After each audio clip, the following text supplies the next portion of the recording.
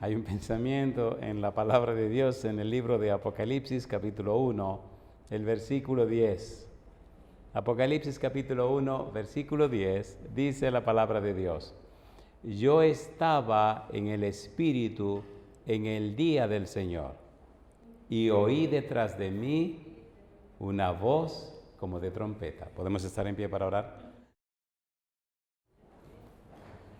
Querido Padre Celestial, gracias por estar con nosotros. Gracias por la compañía de los ángeles. Señor, gracias por la presencia de su Espíritu en nuestro medio. Gracias por los amigos y amigas que nos acompañan. Gracias por los hermanos y hermanas presentes. Pero también agradecemos, Señor, por todos aquellos y aquellas que nos escuchan a través de la radio o que nos siguen a través de la internet o la televisión. Pedimos su bendición para todos y todas en esta hora. Y ahora a Dios le rogamos que el Espíritu Santo nos traiga palabra de vida para la vida eterna. Que no recibamos palabra de hombre, pero la palabra de Jehová, que vive y permanece para siempre. Señor, prepárenos para estar en el Espíritu y comprender las cosas espirituales. Quite todo ruido de nuestra mente y permita que el Santo Espíritu grabe en nosotros su santísima verdad. Nos entregamos en su mano santa, Señor. Háblenos, diríjanos. Lo pedimos en el nombre de Jesús. Amén.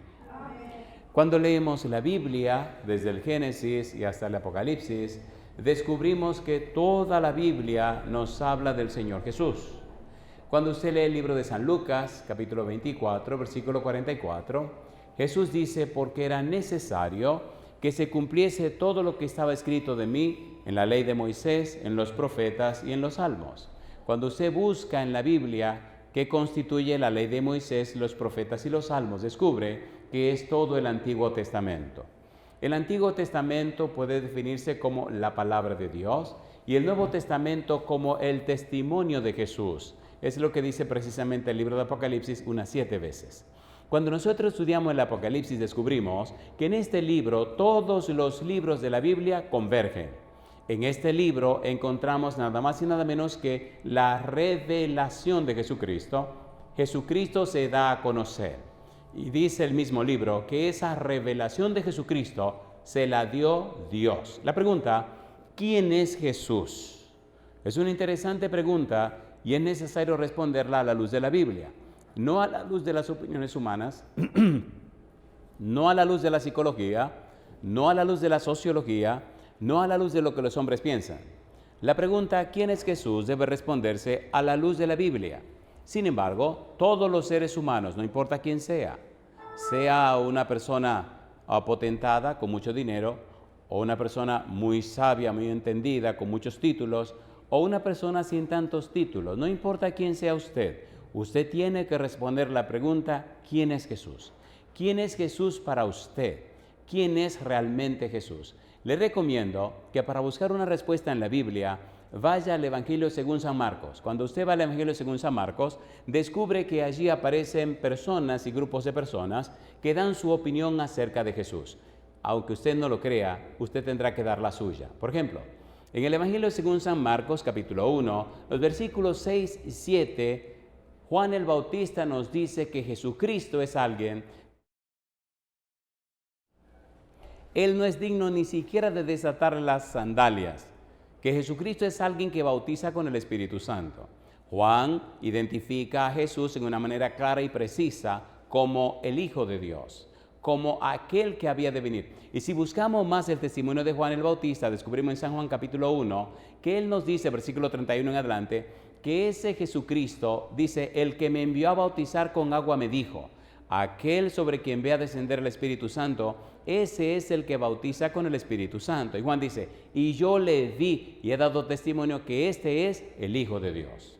Cuando usted sigue leyendo en el capítulo 1 de San Marcos, los versículos 9, 10 y 11, descubre que ahora el Padre Celestial, en ocasión del bautismo de Jesucristo, cuando Juan bautiza a Jesús, Dios mismo habla y dice: este es mi Hijo amado, en quien mi alma tiene contentamiento. Usted preguntará: ¿y por qué es tan importante identificar a Jesús? ¿Por qué es tan importante conocer a Jesús? Si usted es una persona cristiana, cristiano significa que pertenece al reino de Cristo. Cristiano significa que pertenece al reino del Mesías. Cristiano significa que usted pertenece al reino de Dios. ¿Cómo es posible que usted sea cristiano y no conozca a su rey? Por tal razón, es de vida o muerte que usted conozca a su rey. Y este rey es Cristo Jesús. ¿Es hermoso o no es hermoso? Usted sigue leyendo San Marcos desde el capítulo 1, versículo 1, hasta el capítulo 8, versículo 30. Toda la primera parte del libro nos responde la pregunta, ¿quién es Jesús?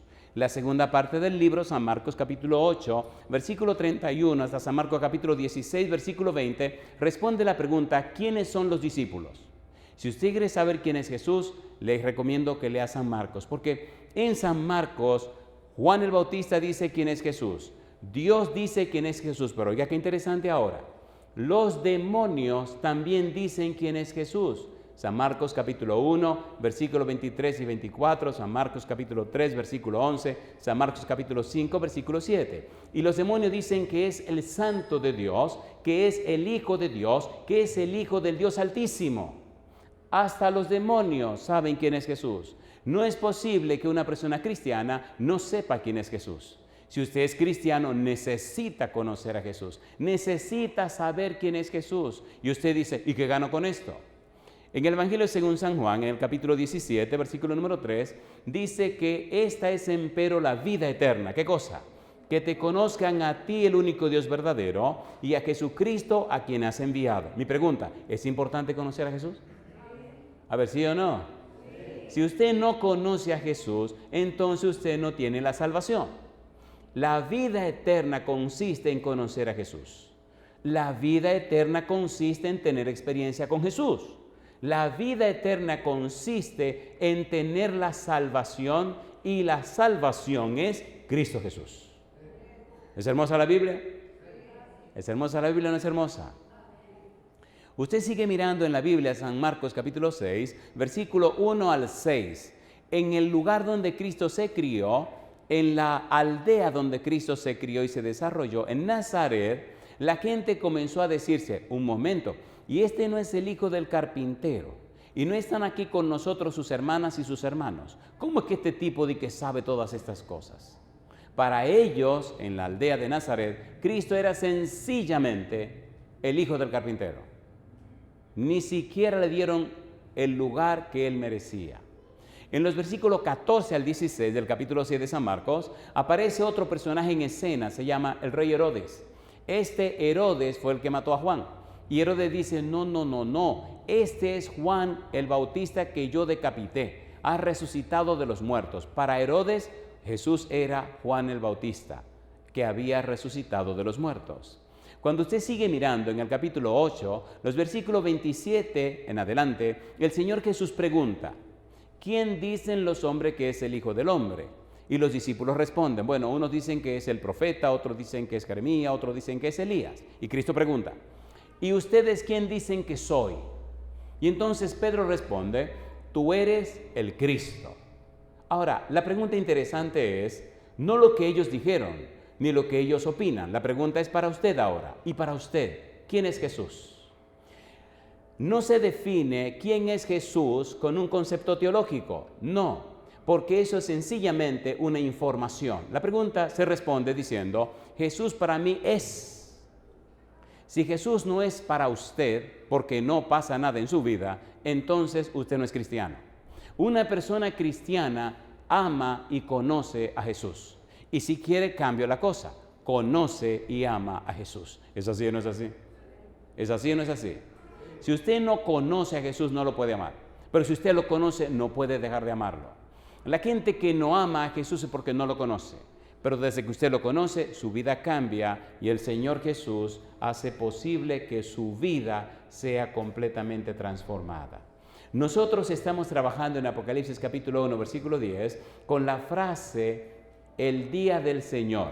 Y nos hemos detenido con la palabra Señor. Y queremos finalizar hoy con esta parte introductoria que tiene que ver con Jehová y mi Señor. Su cerebro trabaja con información el cerebro recibe la información y cuando el cerebro recibe la información, acumula la información, percibe la información, acepta la información, integra la información mediante un proceso práctico que involucra la voluntad, que involucra la acción.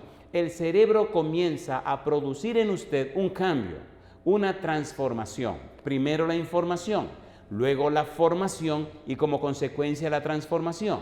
El empeño nuestro en bombardear su cerebro con la Biblia es para que el Espíritu de Dios tenga acceso a su ser más íntimo, más profundo y produzca en usted en forma consciente o inconsciente el resultado de un nuevo nacimiento. Yo pregunto, ¿necesitamos nacer de nuevo como dijo Jesús, sí o no?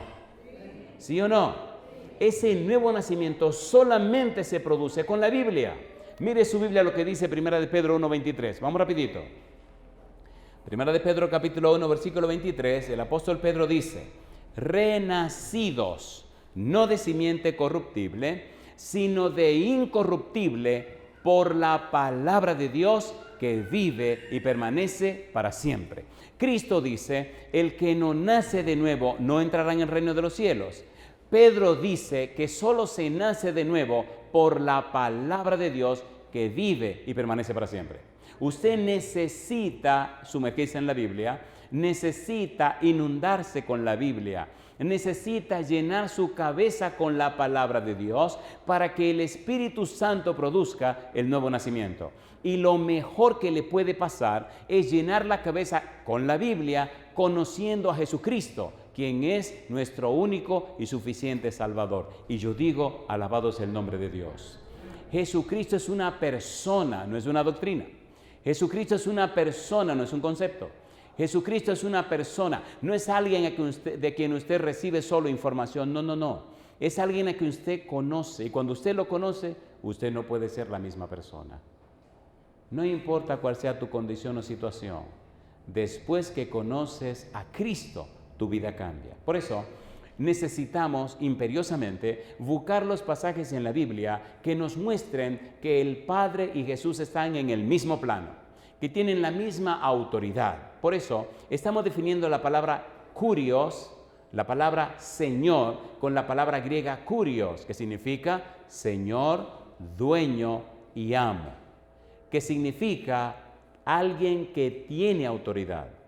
Ya leímos en el libro de Salmos capítulo 110 versículo 1 cuando David escribió, Jehová dijo a mi Señor, siéntate a mi diestra hasta que ponga a tus enemigos por estrado de tus pies. Aparece la palabra hebrea Jehová y aparece la palabra hebrea Adón, Jehová y Señor. Y ya vimos que en la Septuaginta, la versión de los 70, y en el Nuevo Testamento, según el griego koiné, la palabra Jehová la traducen con la palabra kurios y la palabra Adón con la palabra kurios. Ya eso lo vimos en San Mateo capítulo 22, versículo 44. El mismo Jesús define y cambia las palabras. Ahora la dice toda en griego. Kurios dijo al kurios. El Señor dijo a mi Señor. Siéntate a mi diestra hasta que ponga a tus enemigos por estrado de tus pies. Y usted dirá, bueno, ¿y qué importancia tiene esto, pastor? ¿Qué nos importa eso a nosotros? Escuche, siendo que Jesús está en el mismo plano del Padre, siendo que Jesús es tan divino como el Padre, cuando usted conoce a Jesús, está conociendo al Padre. ¿Es así o no es así? ¿Es así o no es así? El Señor Jesús dijo, yo y el Padre uno somos, San Juan 10:30. Mire qué interesante dice el Señor Jesús y se muestra, dice en el libro, en la Shema Israel, Deuteronomio capítulo 6, versículo 4, dice, oye Israel, Jehová nuestro Dios, Jehová uno es. Tan interesado está Dios en usted, tan interesado está Dios en que entienda y comprenda estas cosas, que Dios quiere llegar a una intimidad tan profunda con usted, a una relación tan estrecha con usted, a un compañerismo tan profundo e íntimo con usted, a una amistad tan seria y estrecha con usted, que ahora Él comparte algo interesante que comparte con Jesús. Mire su Biblia en el capítulo 17 de San Juan. Vamos rapidito. San Juan capítulo 17, mire lo que escribió el apóstol Juan y mire lo que expresó el Señor Jesús. San Juan capítulo número 17. Dice a partir del versículo 20. ¿Cómo dice el versículo 20? Mas no ruego solamente por estos, sino también por los que han de creer en mí por la palabra de ellos. Yo pregunto, ¿escribió Pedro o no escribió? ¿Sí o no?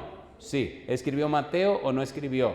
Sí. De manera que aquí tenemos la escritura. ¿Escribió Juan o no escribió? Sí.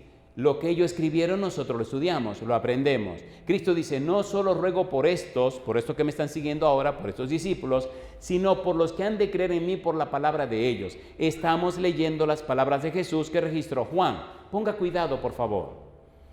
Dios quiere que usted conozca a Jesucristo porque Dios quiere, como usted y con su familia y con los miembros de su casa, entrar en una relación íntima y estrecha de unidad. Versículo número 20. Dice, sino también por los que han de creer en mí por la palabra de ellos, para que todos sean, ¿qué cosa dice? Uno, como tú, oh Padre, en mí y yo en ti. ¿Qué cosa dice ahora? Que también ellos sean uno en nosotros. ¿Para qué cosa dice? Para que el mundo crea que tú me enviaste. Usted nunca será uno con Cristo y uno con el Padre si usted no conoce a Cristo. ¿Es así o no es así? ¿Es así o no es así? En el libro de Génesis, capítulo 2, versículo 24, Adán dijo, por tanto, dejará el hombre a su padre y a su madre y serán una sola cosa.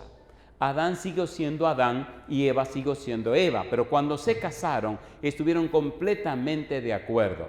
La palabra en hebreo ejad significa uno es.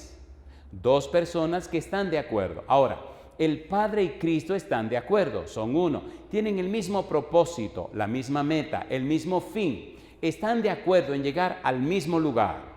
Dios quiere que usted conozca a Jesús para que lo conozca a Él.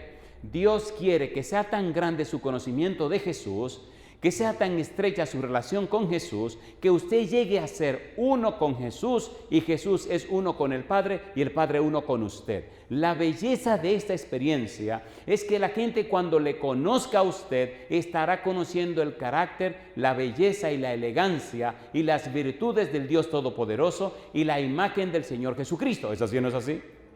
¿Es así o no es así? ¿Qué dice Primera de Pedro capítulo 2 versículo 9? Mas vosotros sois, ¿qué cosa? Linaje escogido real, nación, pueblo adquirido por Dios para que anunciéis, ¿qué dice Dios? Las virtudes de aquel que os llamó de las tinieblas a su luz admirable. Las virtudes, los atributos, los perfiles, las características, la belleza. Dios quiere reflejar en la vida suya su carácter. Pero usted necesita conocer a Jesús. Por eso estamos estudiando a Jesús. ¿Es hermoso esto o no es hermoso? ¿Es hermoso o no es hermoso? No es un asunto de religión, es un asunto de relación. Relación. ¿Con quién te estás relacionando?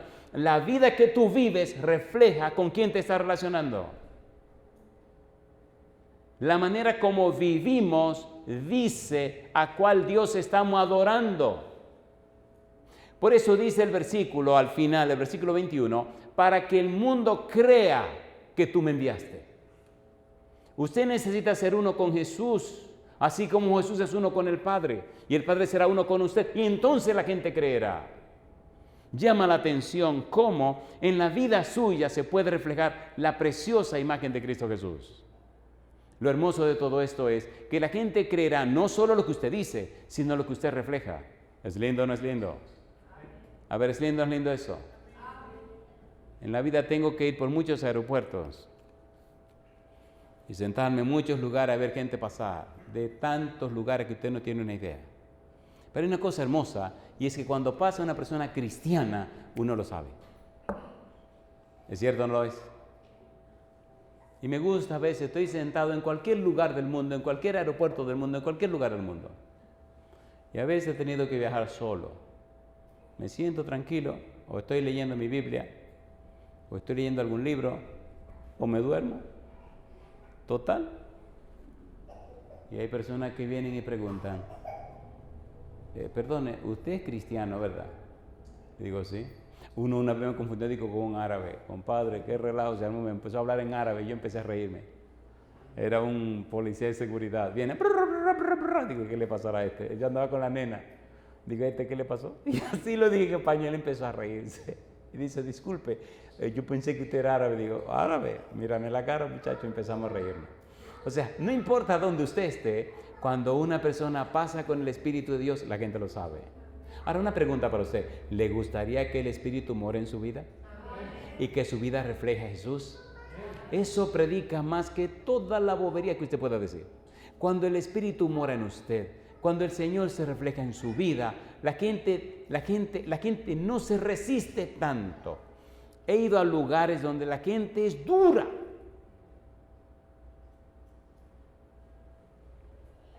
Hay una isla que se llama Guadalupe, está cerca de Puerto Rico. Es una isla de habla francesa. Ahí la gente vive bien. Hay tantas cosas interesantes.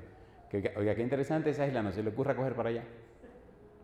Hay un asunto en el gobierno que le llaman el REMI, y es que cada mujer, por cada hijo, le dan un cheque. Siempre que no esté casada.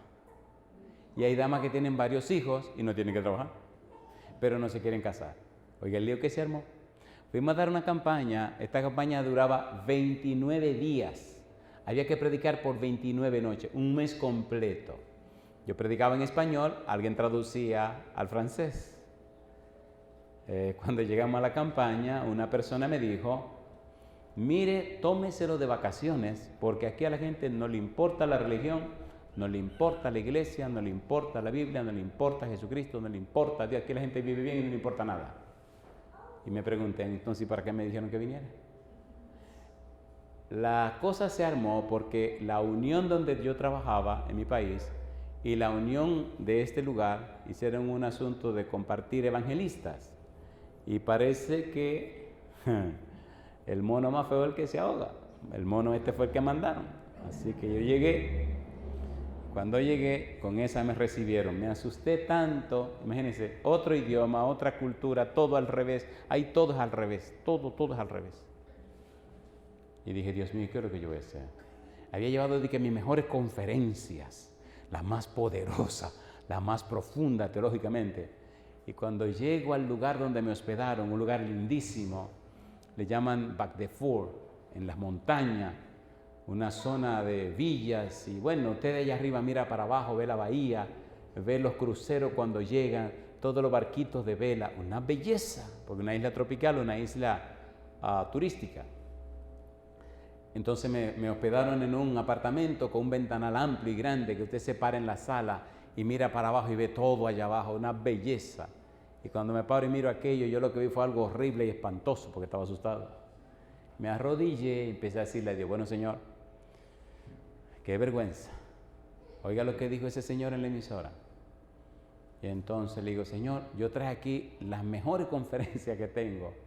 ¿Qué vamos a hacer? ¿Con cuál usted quiere que comience? Me dice, deja todo eso ahí. No le ponga la mano. Digo, y entonces, déjame a mí. Fantástico. Yo llegué ese día en la mañana, almorzamos como a la 1 de la tarde, y ya me bañé, me arreglé, y ya llegó el tipo para llevarnos a la iglesia. La campaña comienza de una vez. Llegamos a la iglesia, y ellos habían hecho anuncios en la radio, la televisión, la prensa, habían puesto carteles, cruzacalle, como la isla es pequeña, el mundo entero se enteró de ha llegado la hora, todo en francés. Y vino gente de cada rincón, de cada lugar, era una cosa buena. Cuando llegamos estaban los 3 estacionamientos llenos de gente, todo lleno de carro, lleno de carro, todo, y la gente ya no tenía dónde poner su carro y se veían subiendo, era una montaña, el monte Gerizim, iban subiendo todo a pie. Era un relajo, aquello llamaba la atención porque es gente muy fina y te veía esas damas agarrándose la falda, agarrándose la estola y caminando, cosa linda, mamá. Y bueno, a mí me llevaban en carro, yo me iba mirando el show, todas aquellas señoras y caballeros subiendo a la montaña. Llegamos arriba y entonces nos sentamos, empezaron a preparar todo el servicio de canto, y yo asustado porque no tengo nada en la mano. ¿Qué es lo que le voy a predicar? Me dijeron que dejara todo.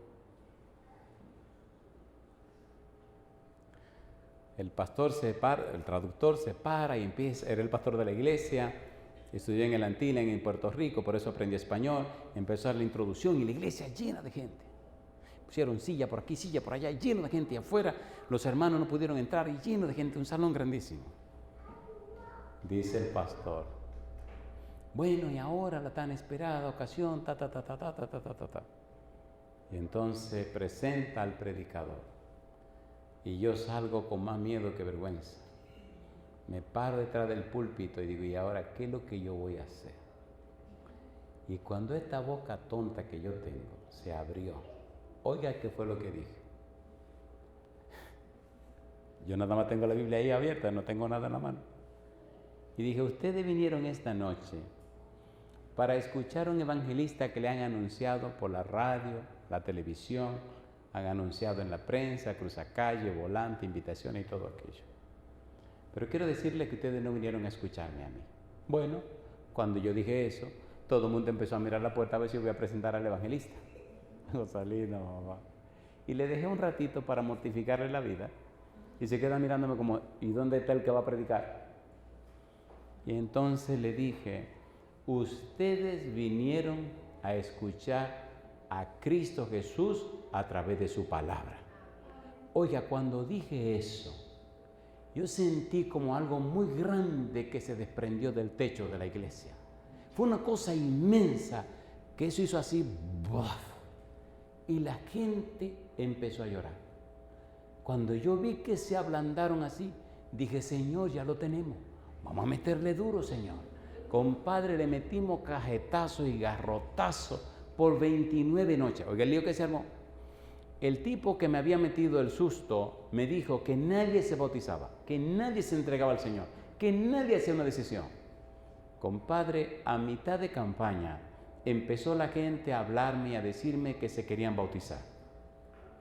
Algunos decían, usted no se imagina lo que me va a costar bautizarme. Digo, ¿cómo así? Sí, porque para bautizarme tengo que casarme con mi esposo. Y al casarme con mi esposo pierdo todos los cheques que me da el gobierno. Y dice, pero no me importa, mi salvación vale más que un cheque. Número 1. Número 2. Otros decían, vamos a ver si nos quieren casar, porque aquí usted no se casa cuando usted quiere, usted se casa cuando diga el gobierno. Y por lo menos tiene que esperar 30 días para que lo casen. Otros decían, yo si me bautizo, voy a tener problemas con el trabajo. Allí todo el mundo tenía una excusa o una querella, pero todos terminaban diciendo, y no me importa, yo le voy a entregar mi vida al Señor Jesucristo. Yo no conocía a Jesucristo, yo no sabía lo que había hecho por mí, yo no entendía esto, pero ahora yo le he entendido y ya yo veo lo que Él ha hecho y ahora yo le voy a responder con amor al amor que Él me ha dado. No me importa, yo tomo mi decisión. Allí ocurrieron milagros y milagros y milagros, usted no se imagina. Cuando usted conoce a Jesús, cuando usted presenta a Jesús, cuando usted da a conocer y entender a Jesús y la gente le recibe, hay un poder de lo alto, el Espíritu Santo, que viene y transforma la vida. Las siguientes citas o referencias que le voy a dar, por favor, guárdelas, por favor, escríbalas, por favor, revíselas, porque el cerebro reacciona, el cerebro responde a la información que se le da en forma consciente o en forma inconsciente. Y cuando esta información es la palabra de Dios, esa energía que está en la palabra de Dios, esa energía todopoderosa que creó el universo, entonces entra al cerebro suyo y su pequeñito cerebro se llena de una luz celestial que ilumina cada rincón de su ser y hace posible que el Todopoderoso venga y realice en usted el milagro de la fe. Yo digo, alabado sea el nombre de Dios. Número 1. El Señor Jesús es, Salmo capítulo 110, versículo 1, es el Señor que aparece en ese versículo. Jehová dijo a mi Señor. Ese Señor es Jesucristo. Recuerde cuando llegue a la casa, leer San Mateo capítulo 22, versículo 41 al 45. Jesús le dice a los escribas y los fariseos, ¿de quién es hijo el Cristo? Y ellos le contestan, de David. Cristo le pregunta, ¿y cómo David en el Espíritu dice, el Señor dijo a mi Señor, siéntate a mi diestra hasta que ponga tus enemigos por estrado de tus pies. Si David le llama Señor, ¿cómo es su hijo? Y entonces todos quedaron calladitos. Ese Señor que aparece en el versículo 1 del capítulo 110, ¿es quién? Es Cristo Jesús. Número 2. En el libro de Salmos, capítulo 2, versículo 1 al 3, aparece Jehová y aparece su ungido. Salmos, capítulo 2, versículo 1 al 3, me alegra tanto ver que lo tienen en la pared, entonces me animo a leer estos versículos. Vamos rapidito, Salmos, capítulo 2, versículo 1 al 3. Ya tenemos que Jehová y Señor. Salmos, capítulo 2, versículo 1. ¿Cómo dice el versículo 1? ¿Por qué se amotinan las gentes y los pueblos piensan cosas vanas? ¿Qué dice ahora? Se levantarán los reyes de la tierra y príncipes consultarán unidos contra Jehová y contra ¿quién dice? Y contra su ungido, diciendo, rompamos las ligaduras y echemos de nosotros sus cuerdas. Ahora dice Jehová y su ungido. La palabra ungido en hebreo es la palabra Mesías, en griego es la palabra Cristo. Aquí se presenta Jehová y el Mesías, Jehová y el ungido.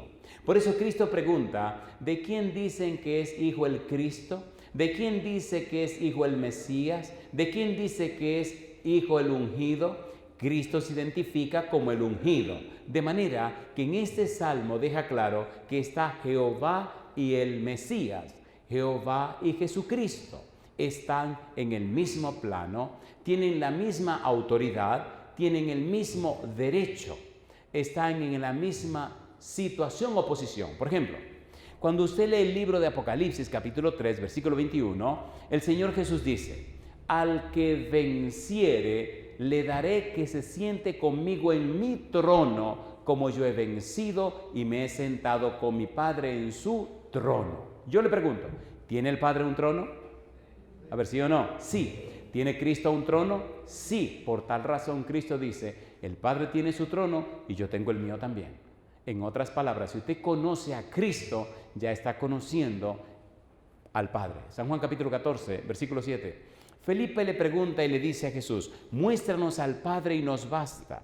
¿Qué le contestó Jesús? Recuerde, querido, recuerde, querida, que estamos bombardeando su cerebro con evidencias bíblicas. ¿Para qué?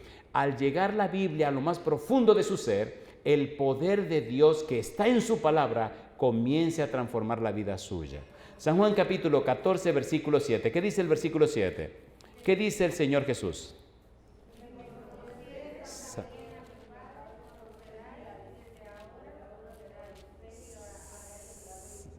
Muy bien, San Juan capítulo 14, versículo 7. ¿Cómo dice? Si me conocierais, también a mi Padre conoceríais, y desde ahora, ¿qué dice Cristo? Le conocéis, ¿y qué más? Y le habéis visto. ¿Qué está diciendo Cristo? La misma autoridad que tiene el Padre, el poder que Él tiene, todos los derechos que Él tiene, yo también los tengo. Si usted me conoce a mí, ya lo está conociendo a Él. Y yo pregunto, ¿es hermoso esto o no es hermoso? ¿Necesita su familia conocer a Jesús? Sí. Mire, oiga lo que pasa en una casa cuando se conoce a Jesús. Cuando papá conoce a Jesús, cuando mamá conoce a Jesús, los hijitos se crían confiando, con confianza, se crían equilibrados, porque en esa casa no manda papá ni manda mamá, en esa casa manda el Señor Cristo Jesús. ¿Es lindo eso o no es lindo eso? Cuando en un hogar se conoce a Jesús, se ama a Jesús, se vive conforme a la voluntad de Jesús, la gente que viene de afuera se da cuenta que ahí mora la presencia del Dios Todopoderoso. ¿Es lindo eso o no es lindo? ¿Es lindo o no es lindo? Si alguna vez va a la casa donde vive este muchacho, con su papá y su mamá, usted notará algunas cosas interesantes en la casa de este muchacho. Y es que cuando usted abre la puerta y entra, hay un pequeño recibidor. A la izquierda hay una sala, se llama la sala del Señor. ahí nadie entra ni se sienta, porque ahí, en la casa de este muchacho, ahí vive el Señor. Cuando usted mira a la derecha, hay una pared muy grande que viene desde arriba, desde el segundo piso hasta abajo. Y hay un cuadro inmenso donde la mamá de este muchacho hizo los 10 mandamientos con punto de cruz, con hilo. Bueno, la mamá de este muchacho es la esposa mía, por si acaso. Y ahí están los 10 mandamientos. Si usted sigue recorriendo la casa, encuentra cuadros preciosos que hace la mamá de él, que es mi esposa, con versículos de la Biblia. Pero cuando usted llega a esa casa, usted se da cuenta que ahí vive el Dios Todopoderoso. Para mí ha sido la experiencia más hermosa haber conocido a Dios. Y no me diga que estoy haciendo el ridículo hablando así, porque ese Señor no me dejaría estar mintiendo. Cuando en tu casa mora el Señor, cuando en tu vida mora Jesús, cuando el Espíritu reposa en tu vida, en tu casa todo mundo percibe que está presente el Dios Todopoderoso. ¿Es lindo o no es lindo eso? Y Dios se convierte en un refugio para tu familia. ¿Te gustaría que Dios morara en tu casa? ¿Cuánto quisieran hoy decirle a Dios, Señor, véngase para acá, le vamos a hacer un espacio en la casa, múdese con nosotros? ¿Cuánto quieren que Dios se mude en su casa? A ver, levante la mano. ¿Seguro que quieren que Dios se mude en su casa? Voy a cambiar la pregunta. ¿Quieren ustedes que Cristo venga con su mochila y se vaya para su casa esta noche?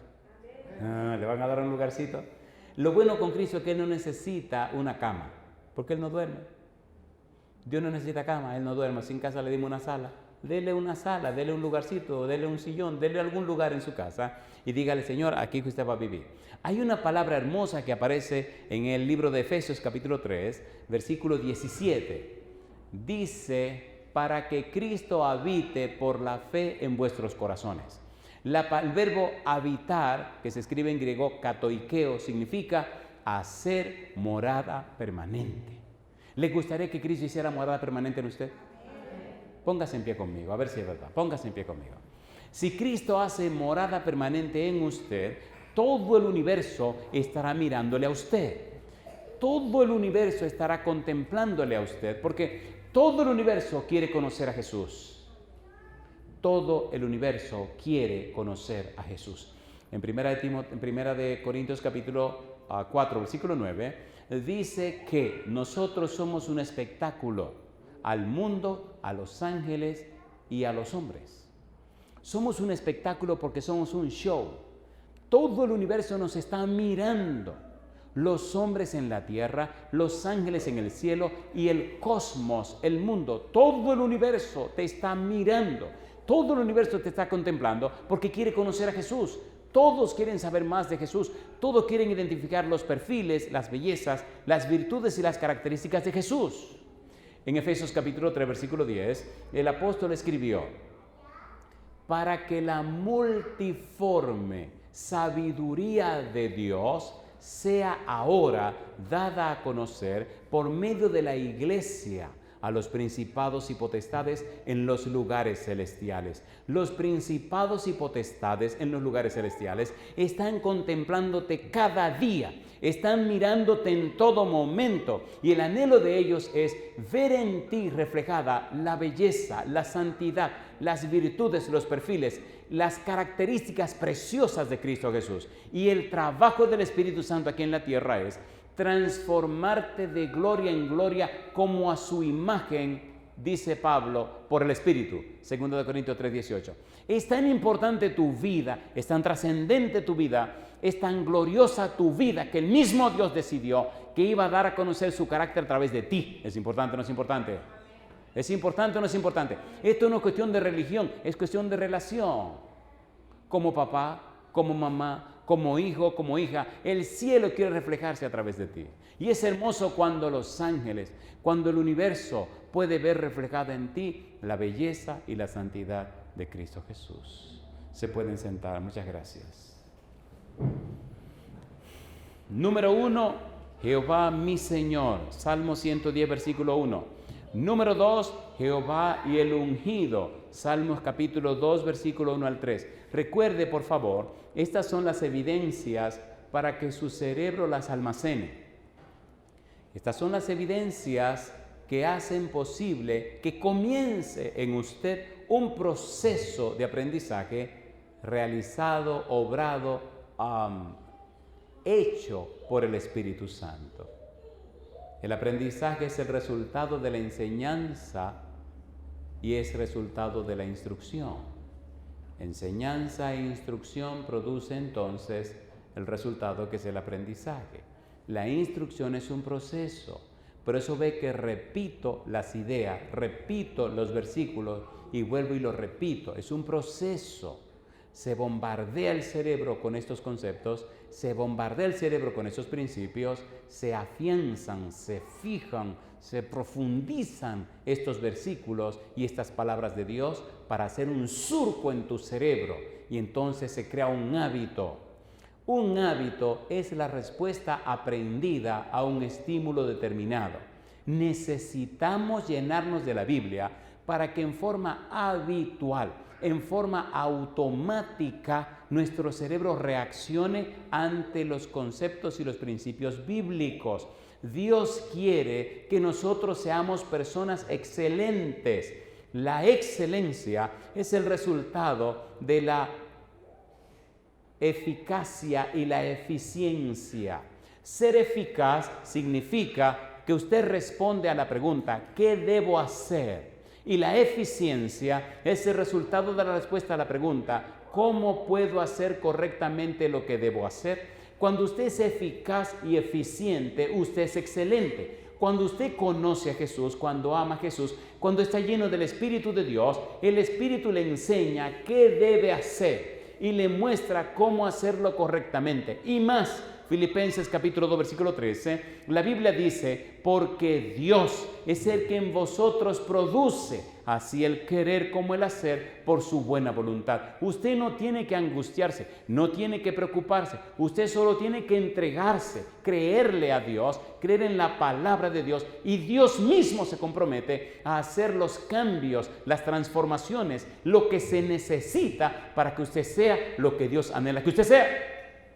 ¿Es hermoso o no es hermoso? ¿Es hermoso o no es hermoso?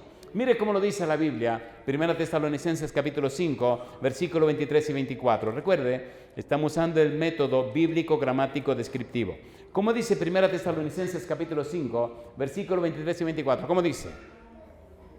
Y el mismo Dios de paz, ¿qué cosa?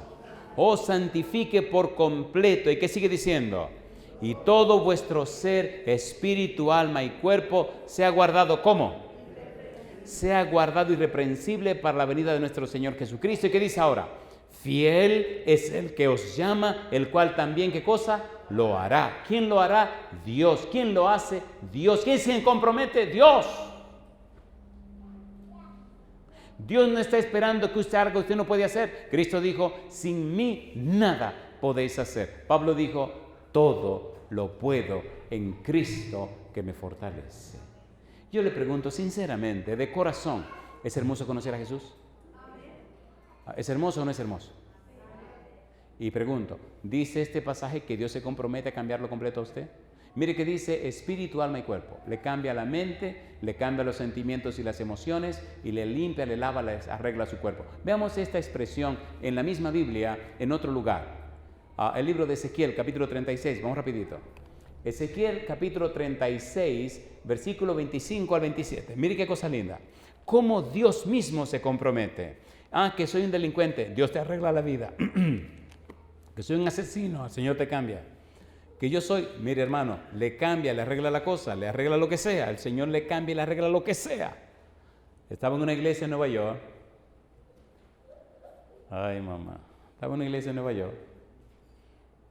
Por los años 90 y tanto. Y estaba predicando. La iglesia estaba llena de mucha gente. Y vino un joven alto, con los ojos de color. Ay, Señor, las cosas que hace Dios. Se sentó, oyó el sermón, terminó el sermón y al final me dice, yo quiero hablar con usted. ¿Cómo no? Nos sentamos y empezó a hacer preguntas y empecé a darle respuesta. La Biblia dice. Me contó qué vida vivía, qué pasaba con él, me contó toda su poca vergüenza, toda su vagabundería, toda su cosa mala. Le dije, mira muchacho, qué maravilloso será cuando Dios te tome la vida, el corazón y el cerebro y te cambie y te transforme en lo que tú jamás pudiste pensar que pudiera llegar a ser. Se sonríe él, los ojos se le llenan de lágrimas. Imagínate lo que Dios es capaz de hacer contigo, que después la misma gente no te va a conocer, ni tú mismo te va a conocer. Me dice, ¿usted cree, pastor? Digo, ¿cómo que si yo creo? Yo te estoy diciendo lo que va a pasar. Eso lo impresionó tanto que, bueno, me fui. Después me cuentan que el muchacho siguió estudiando y lo bautizaron. Después me cuentan que el muchacho tomó la decisión y dejó el trabajo en el banco. Se fue a Andrews a hacer una maestría. Y después me cuentan que el muchacho no solo hizo una maestría, sino que ahora estaba trabajando en un distrito como pastor. Después me cuentan que dejó de ser pastor en el distrito y se fue a hacer un doctorado. Yo qué cosa linda. Un día estamos en una ciudad, en un congreso, y bueno, después que termine la asamblea general, pues todo el mundo se va a diferentes departamentos, a diferentes seminarios. Y yo voy pasando por una puerta donde hay un doctor de esos doctorazos, dando su seminario, y se me ocurre entrar. Cosa linda, mamá. Cuando yo entro, pregúnteme quién era el doctorazo que estaba dando el seminario. Cuando yo me paro en la puerta y lo miro, y él me mira, cosa linda, mamá, eso estaba lleno de gente. Me dice él, maestro, yo no puedo creer que sea usted. Hacía años que no nos veíamos. Y yo me sonrío, y le dije, sí. Y dice, señor, espérense. Y viene y me abraza y las lágrimas comienzan a correrle, cosa linda, mamá. Me dice, me casé con, digo, así, tenemos dos, pero un tipo grandón, tiene como 6'4", 6'5", un tipo grande y así. Dice, no, venga. Digo, no, espérate, me da vergüenza. No, miren señores, este es mi maestro. Si yo le contara la historia, cómo este hombre vino a mi vida y cómo Dios ha transformado mi vida, yo creí lo que me dijo y empecé a investigar más de Jesús, a conocer a Jesús y su palabra. Y mire todo lo que Dios ha hecho. Y lloraba. Yo le pregunto, ¿es real Jesucristo o no lo es? A ver, ¿sí o no? Si usted le cree a Dios, no hay nada imposible para Dios. ¿Qué enfermedad? ¿Qué problema financiero? ¿Qué problema familiar? No importa cómo se llame el demonio, compadre. Jesucristo tiene poder para acabar con todo lo que te hace daño. ¿Es así o no es así? ¿Es así o no es así? Aquí pasa como en cualquier lugar del mundo que cuando uno se está encariñando el tiempo se acaba. Parece que nos va a llevar la semana entera con un sermón. Nos faltan aquí unos cuantos puntitos y apenas vamos por el número 3. ¿Podemos tocar el 3? Punto 3. ¿Podemos tocarlo? Recuerden el 1. Jehová y mi Señor. El 2, Jehová y el ungido. Ahora el número 3, el anciano de días y el Hijo del Hombre. ¿Por qué estamos haciendo esto? Para que usted vea cómo el Padre y el Hijo están unidos, cómo trabajan en equipo. Daniel capítulo 7, versículos 9 y 10, Dios aparece como el anciano de días haciendo un juicio. Hay una escena de juicio, dice, y el juez se sentó y los libros fueron abiertos. Ahora bien, en los versículos 13 y 14 aparece un personaje interesante en el escenario. Y a este personaje se le llama el Hijo del Hombre. ¿Cómo se le llama? Leamos los versículos 13 y 14 de Daniel, capítulo número 7. Si usted conoce a Jesús, usted terminará amándolo. Si usted ama a Jesús, usted terminará siendo una persona cambiada y transformada. Dice Pablo, 2 Corintios 5:17, de modo que si alguno está en Cristo, ¿qué cosa? Las cosas viejas, y aquí todas son hechas. Las enfermedades viejas, y aquí todas son hechas. Los complejos viejos, y aquí todos son hechos. El hombre viejo, y aquí es una persona nueva. Si usted le cree, Él lo hace. Si usted le cree, Él tiene poder para hacerlo. La pregunta es, ¿le cree usted? ¿Le cree o no le cree? Eso dependerá de usted. Entonces vamos a ver si es verdad. Si usted le cree, tiene que cambiar. Si usted no cambia, ay mamá, ahí va a ver qué pasó allí. Daniel capítulo 7, versículo 13 y 14. ¿Qué dice el 13? Daniel capítulo 7, versículo 13 y 14. ¿Cómo dice? Miraba yo en la visión de la noche, y he aquí con las nubes del cielo venía, ¿qué cosa dice? Uno como un hijo de hombre que vino hasta el anciano de días, ¿y qué dice? Y le hicieron acercarse delante de él. ¿Y ahora qué le dieron a ese hijo del hombre? Y le fue dado dominio, gloria y reino, para que todos los pueblos, naciones y lenguas, ¿qué cosa dice? Le sirvieran. Su dominio es, ¿qué cosa? Dominio eterno, que nunca pasará, y su reino, uno, ¿qué dice ahora? Que no será destruido. ¿Quién es ese hijo de hombre? Jesucristo. Cuando usted hace un estudio serio de la frase hijo de hombre en el Nuevo Testamento, oiga qué cosa linda usted descubre. Número 1. En el Evangelio según San Mateo, San Marcos y San Lucas, que se conocen como evangelios sinópticos, Jesucristo utiliza ese título 65 veces. Es el título que Cristo más utiliza en el Nuevo Testamento. Número 2, en el Evangelio según San Juan, utiliza el título 12 veces. Ahora, cuando usted estudia el título Hijo del Hombre, descubre que Cristo lo utiliza en una manera única, como nadie jamás lo había usado y como nadie jamás lo había presentado. Presenta la frase Hijo del Hombre como un ser divino, un ser con los mismos derechos que el Padre Celestial. Y número 2, presenta el Hijo del Hombre también como el siervo sufriente. Emmanuel, Dios con nosotros. Y ahora el Cordero de Dios que quita el pecado del mundo. Y yo digo, bendito sea el nombre de Cristo Jesús. Necesitamos terminar, pero déjeme terminar con esta pregunta. Amigo, amiga, hermano, hermana, presente o los que nos siguen en cualquier lugar de la tierra a través de la radio, la internet o la televisión. Mi pregunta es esta. ¿Quisiera usted hoy creerle a Cristo? Mire que yo no dije que si quisiera usted creer en Cristo. Le dije, ¿quisiera usted creerle a Cristo? Si usted dice sí, póngase en pie conmigo. Creerle a Cristo. Usted lo está conociendo. ¿Quién es Cristo? ¿Quién es Jesús? Es el Señor. Es uno con el Padre. Tiene el mismo derecho y autoridad del Padre. Jesús es el Señor. Jesús es el ungido. Jesús es el Hijo del Hombre. ¿Quiere usted creerle a Él? Si usted le cree a Él, Cristo dijo, al que cree, todo le es posible. Entonces aquí viene lo bueno.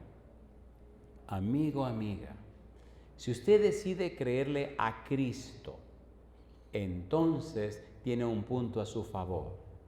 Y es que Cristo murió en la cruz del Calvario para pagar no solo sus pecados, sino para cargar todas las enfermedades, todas las tragedias, todas las desgracias, todo lo malo que le pueda pasar a usted, Cristo ya lo cargó en la cruz y lo clavó en la cruz.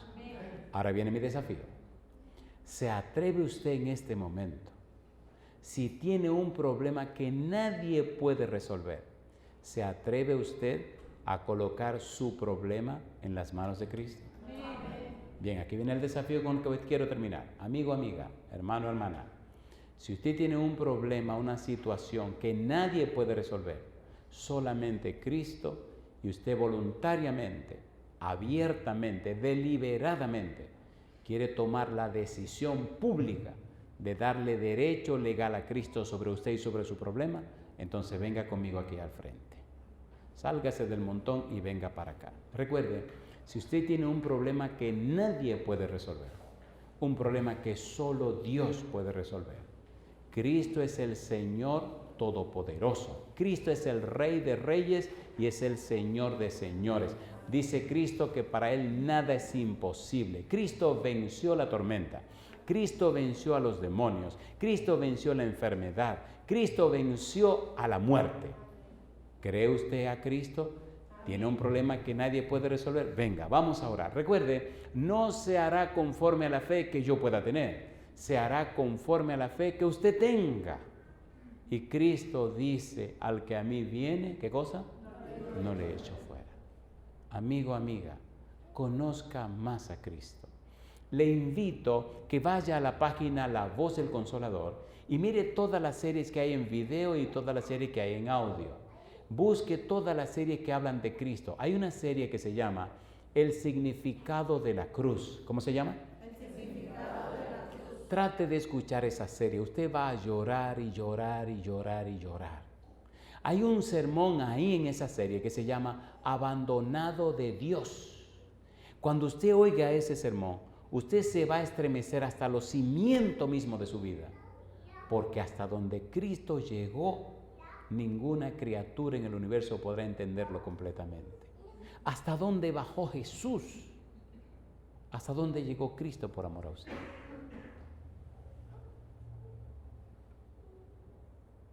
¿Podemos acercarnos más, por favor? Vamos a acercarnos más. Y si alguno se anima, puede subir acá arriba conmigo. Venga, súbase acá arriba conmigo. Súbase, no tenga ningún temor. Vamos a orar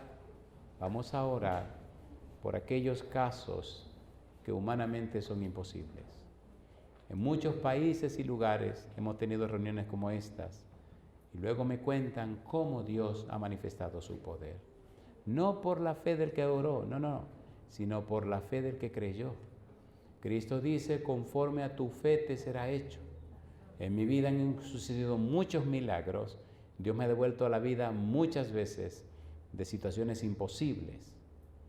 Y por su gracia y su bondad estoy en pie. Amén. Hoy vamos a orar que se haga conforme a la fe que usted tiene. Y Dios quiere hacer maravillas en la vida suya. Amén. Vamos a orar. Padre querido, Padre santo, Padre amado, querido Señor, le damos gracias por estar presente en este lugar. Le damos gracias por los ángeles que le acompañan. Padre, agradecemos la presencia de Jesús en nuestro medio y agradecemos la dirección y bendición del Espíritu Santo. Gracias, Dios, por la oportunidad que hemos tenido de estudiar su palabra para conocer más a Cristo Jesús. Gracias, Dios, por todo lo que usted ha hecho para mostrarnos y demostrarnos el amor que tiene hacia nosotros.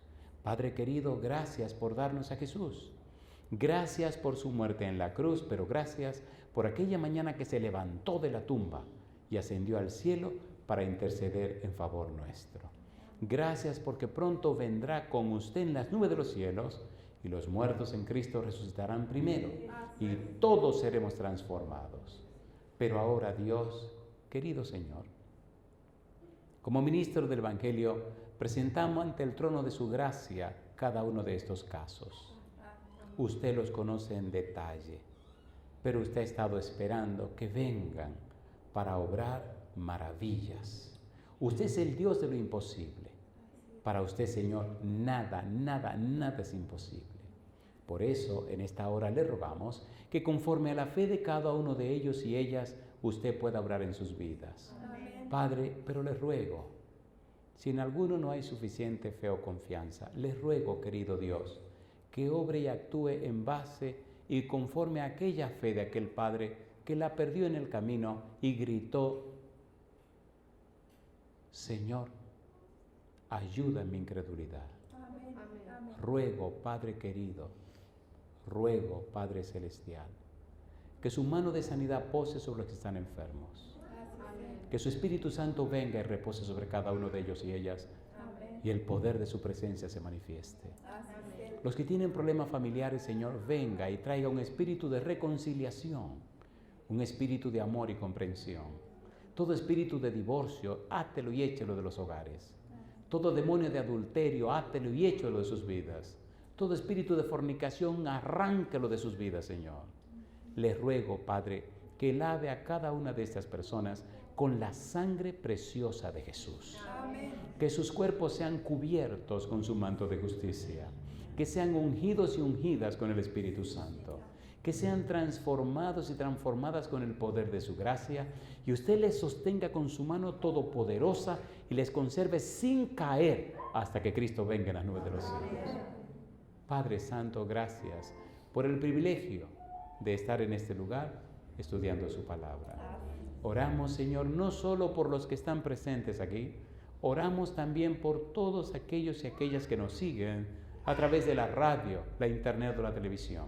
Que todos y todas en esta hora reciban la presencia y la bendición del Espíritu Santo. Amén. Dios, que sus cadenas sean rotas, que sean liberados y libertados desde ahora y para siempre, lo rogamos y lo pedimos, Señor, en el nombre santo y bendito de Jesús. Amén, Señor. Amén, Señor Jesús. Amén. Amén. Que Dios les bendiga, Dios les guarde.